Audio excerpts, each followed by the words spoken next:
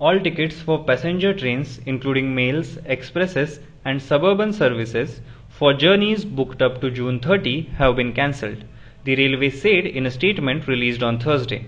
A full refund will be given to all the passengers whose tickets have been cancelled.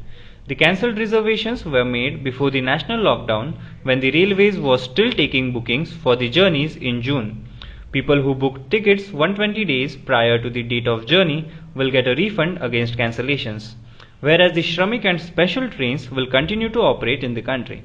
Moving on to the next news, liquor tycoon Vijay Mallya, who has fled the country and has been fighting against his extradition to India in the UK, on Thursday asked the government to accept his offer to repay 100% of his loans and close the case against him. While congratulating the government on the 20 lakh crore economic package, Mallya reiterated that his repeated offers to pay his debts have been ignored. Congratulations to the government for a COVID-19 relief package. They can print as much currency as they want, but should a small contributor like me, who offers 100% payback of state-owned bank loans, be constantly ignored? Mallya posted on his Twitter handle. Moving on to the next news, 8 migrant labourers who were travelling from Maharashtra to their native places in Uttar Pradesh were killed in a road accident.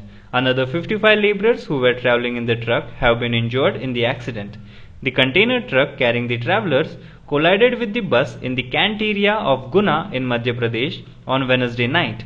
The group of migrant labourers was travelling from Maharashtra to Uttar Pradesh. Moving on to the next news, Rupees 3,100 crore from the PM CARES Fund will be used to fight the COVID-19 crisis, the government stated on Wednesday amid increasing pressure for transparency in its new national treasure. ANI reported that out of 3,100 crores, a sum of approximately 2,000 crores will be earmarked for the purchase of ventilators, 1,000 crore will be used for the care of migrant labourers, and 100 crore will be given to support vaccine development, Prime Minister's office informed.